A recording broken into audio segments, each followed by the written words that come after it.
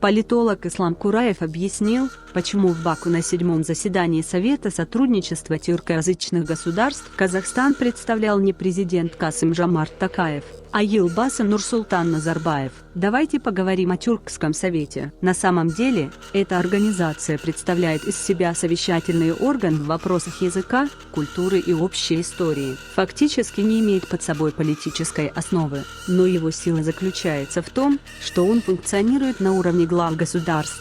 По своей сути, мы имеем организацию, которая создает платформу для будущего. На данный момент Тюркский совет занимается консолидацией государств. Было бы круто это назвать собирательством тюркских земель. По факту, все так и есть.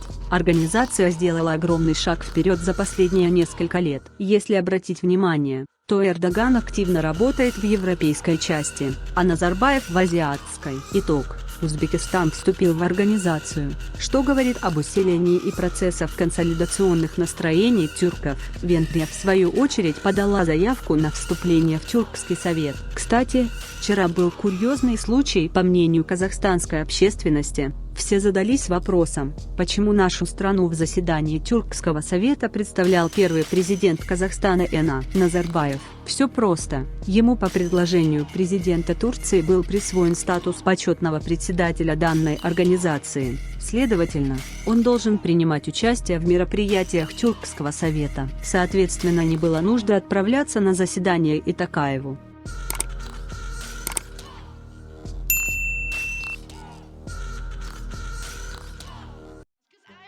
Albatross.